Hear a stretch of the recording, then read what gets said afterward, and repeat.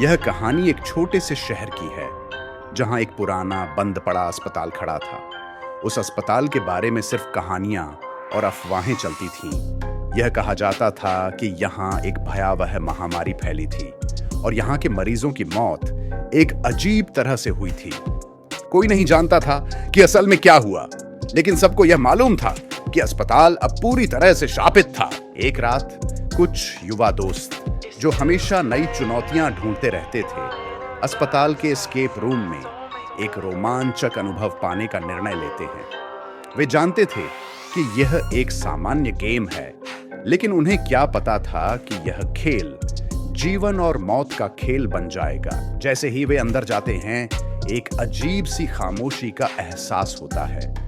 कमरे के भीतर पुरानी चिकित्सा किताबें, टूटी फूटी मशीनें और धूल से ढंकी दीवारें हैं।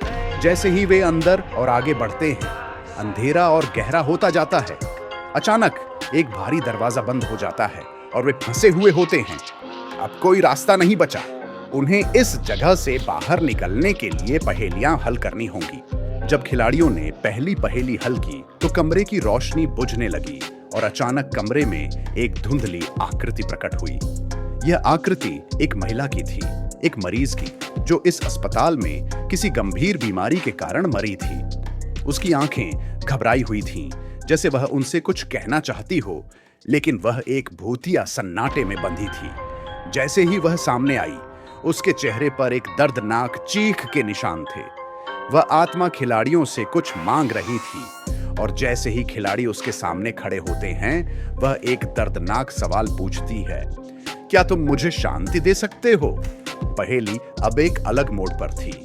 यह केवल एक गेम नहीं, बल्कि अब यह एक आत्मा को मुक्त करने की चुनौती बन गई थी। खिलाड़ियों को उसके दुख और मौत से जुड़ी हुई कहानी जाननी पड़ी और उस रहस्य को हल करना पड़ा।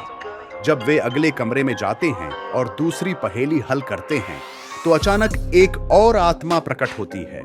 ये एक बुजुर्ग डॉक्टर की आत्मा थी, जो एक गलत ऑपरेशन के कारण मरा था। उसका चेहरा पूरी तरह से विकृत था और उसके हाथों में खून लगा हुआ था। वह खिलाड़ियों से कहता है, तुमने मुझे क्यों छोड़ा? तुम मेरी गलती को नहीं समझ पाए, अब तुम मेरे साथ रहोगे। उसकी उपस्थिति से कमरे में ठंडक फैल जाती है और वह उन्हें एक और कठिन पहेली देता है। इस बार पहेली केवल मस्तिष्क के लिए नहीं थी, बल्कि खिलाड़ियों को यह समझने की जरूरत थी कि डॉक्टर की गलती को कैसे सुधारें। उन्हें अस्पताल के अतीत में छिपे हुए राजों को जानने की जरूरत थी, ताकि डॉक्टर की आत्मा को शांति मिल सके। जैसे जैसे वे अगले कमरे की ओर बढ़ते हैं, वे महसूस करते हैं कि अस्पताल अब एक जीवित नरक बन चुका है। खौफनाक आवाजें और अजीब घटनाएं उनके पीछा करने लगती हैं। अचानक एक अंतिम आत्मा सामने आती है।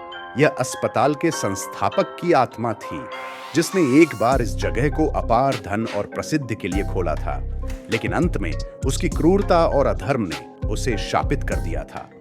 वह खिलाड़ियों को चेतावनी देता है, तुम अब कभी बाहर नहीं जा सकते। खिलाड़ियों को अब एक कठिन विकल्प का सामना करना पड़ा। क्या वे उस शापित आत्मा को शांति देने में सफल होंगे, या वे खुद शापित हो जाएंगे और अस्पताल के इस नरक में सदा के लिए फंस जाएंगे? खिलाड़ियों ने सही निर्णय लिया और अंततः अस्पताल की सभी आत्माओं को शांति दी।